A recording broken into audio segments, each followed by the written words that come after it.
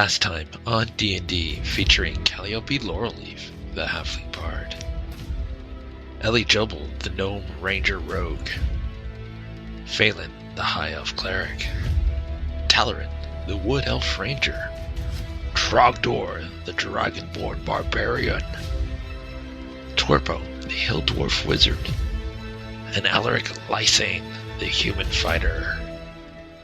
Calliope explains that since they're in unfamiliar territory, that she will stay with the children while the others explore the area and try to determine where they are. Leaving Calliope with the children, the party heads into the swamp beyond the lake. Ellie Jobel notices that once they're inside the swamp, a 3-inch stick figure with arms, legs, woven together by veins appears to be following them. She shoves it back 30 feet and it seems to disappear, only to reappear a few moments later holding Alaric's axes, which he had lost when the Vargol creatures vanished into the portal. Unable to communicate with the figure, Trogdor burns it with his breath, and the party simply leaves it behind. Traveling deeper into the swamp, the party spots a large, unusual set of tracks, and Talarin decides to try and track it on his own. The swamp works against him, and almost immediately he loses sight of the rest of the party due to a critical fail on his roll. As fog rolls in and obscures his view magically, he suddenly comes face to face with a basilisk and fails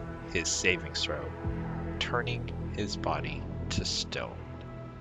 The party, unable to spot Talarin, who also does not answer their calls, decides to climb a tree and see a large wooden house that looks run down, sitting on top of a hill. The party opts to move towards the house to see if that's where Talarin also headed. When they get to the house, there are large lights swaying like lanterns gently in the wind all around the house, and one of them calls out to Ellie Jobel, promising her a way out. She's unable to resist, but is suddenly rendered unconscious by Trogdor when he pummels his weapon to the back of her head. The party moves inside the barren house through the back door and they step into the kitchen. Checking the kitchen, they find nothing really interesting. They open the door leading deeper into the house and see there is a black hole that seems to devour all forms of light. The party opts not to go down the hall and goes around to the front and enters the front door, where they see a very barren living room with a chimney, a couch, and not much else, except a figure in the middle of the room appeared to be reading. After some cautious movements, they discover it's a statue, and it's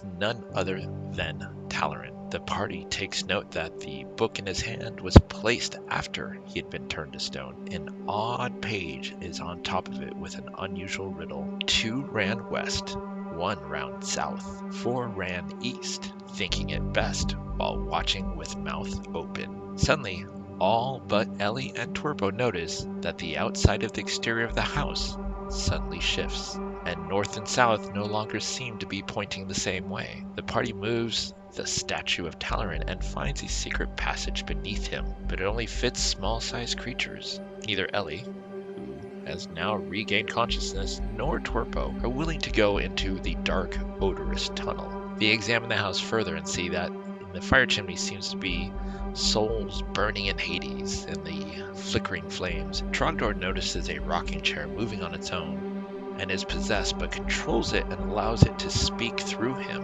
and it mentions something about a gaze of stone and the breath that seals fate. When the party goes back down, they notice that the house has shifted yet again. The party waits. They come to eventually figure out that the house is somehow shifting its presence every hour. Ellie notices that there's something in Talarin's mouth and checks and finds a skeleton key. The party searches the house and can't seem to find what this key might fit into.